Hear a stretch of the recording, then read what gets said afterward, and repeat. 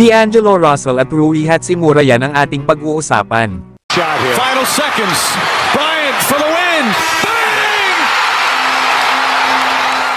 Pasalamat naman itong si D'Angelo Russell kay Coach Darvin Ham. Dahil wala itong balak na ilagay si D'Lo sa bench sa Game 4 laban sa Denver Nuggets. Lalo at hindi nga maganda ang naging performance nito sa Game 3 na kung saan ay gumawa ito ng 0 points. Tapos nakita pa si D'Lo na hawak ang kanyang cellphone during sa kanilang team huddle kahapon. Kaya naman para kay Coach Darvin Ham ay ipinaliwanag niya kung bakit ilalagay niya pa rin bilang starter itong si D'Angelo Russell sa Game 4. Para nga sa kanya ay gusto niyang bigyan si D'Lo ng chance para gumawa ng magandang bagay para sa kanyang sarili. Nagkaroon nga daw ng katanungan sa performance ni D'Lo noong Game 1. Pero bumawi naman daw ito sa Game 2 na kung saan ay nagsanay daw ito ng mabuti sa gym para sa Game 2. At dito nga ay gumanda raw ang kanyang performance na kung saan ay nakagawa ito ng 23 points. Na si D'Lo nga daw ang isa sa mga dahilan kung bakit nanatili sila sa laro laban sa Denver Nuggets. Yan nga mga idol ang mga sinabi ni Coach Darvin Ham para dito kay D'Angelo Russell. Kaya sana ay huwag niya itong sayangin lalo at huling pagkakataon niya na ito para patunayan ang kanyang sarili sa Lakers. Pero inaasahan daw na itong si D'Lo ay possible na maging free agent ayon mismo dito kay Brian Windhorst ng ESPN. Si D'Angelo Russell kasi mga idol ay nag-sign last summer ng $36 million deal sa loob ng 2 taon.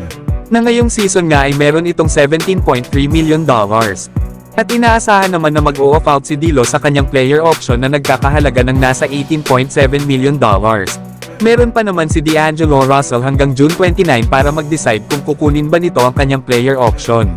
Na ang bad news pa raw nito ay possible din na umalis na ng Lakers itong si LeBron James. Lalo at kaparehas ni D'Angelo Russell ay meron din daw itong player option. Kaya nakalagay ngayon ang Los Angeles Lakers sa alanganin kapag umalis itong si LeBron James. Lalo at possible na mag-request na rin ng trade itong si Anthony Davis. Kaya kailangan gumawa ng paraan itong si Rob Pelinka para mapanatili itong si LeBron sa kanilang kupunan next season. At para nga mangyari yan ay kinakailangan ng Lakers na gumawa ng isang trade gaya sa mga nakaraang report.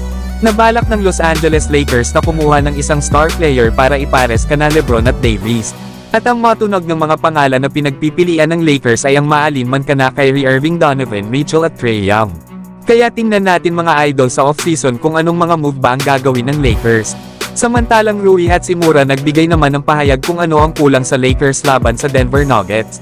Sinabi nga dito ni Rui na malinaw naman daw na kailangan nila na gumawa ng kakaiba laban sa Nuggets. Na sinusubukan naman daw ng kanilang kupunan lalo at palagi nga daw silang nanonood ng film. At palagi nga daw silang nag-a-adjust sa different coverage. Pero bilang isang kupunan ay ang opinion daw ni Rui Hachimura ay kulang daw sila sa experience. Lalo at magkakasama na nga daw ang iba sa mga players sa Denver Nuggets ng nasa 5 taon na. Na ang kanilang nga daw starting 5 ay halos karamihan sa mga laro na yun ay magkakasama sila. Na kahit nga daw lamang pa ang Lakers ng 20 or 10 ay ganun pa rin daw ang Denver Nuggets. Na minsan naman daw ay lamang ng 10 sila kaya napaka-consistent daw na kupunan ng Denver Nuggets. Yan nga mga idol ang mga sinabi ni Rui Hachimura kung bakit nahihirapan sila na matalo itong Denver Nuggets. Lalo at nasa 8 taon na magkasama itong sila Nikola Jokic at Jamal Murray.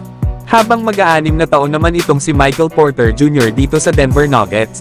Samantalang nakuha naman ng Denver Nuggets itong si Aaron Gordon sa trade noong 2021. At sa sumunod naman na taon ay nakuha ng Nuggets itong si KCP via trade dito sa Washington Wizards. Kaya hindi na nakapagtataka kung bakit maganda ang chemistry ng kanilang kupunan. Lalo at fit ang bawat player nila sa kanilang role sa pangunguna nila Nikola Jokic at Jamal Murray. Kaya dapat talaga ay magkaisa ang Lakers para matalo itong Denver Nuggets especially na sa kanilang depensa. Lalo at palaging na-open ang mga players ng Denver Nuggets sa kaka-double team nila kay Nikola Jokic. Kaya tingnan natin bukas kung anong adjustments ang gagawin ng Lakers sa Game 4. Lalo at may report na lumabas na wala daw babaguhin ang Los Angeles Lakers sa kanilang starting 5. Pero kayo mga idol ano ang masasabi nyo dito?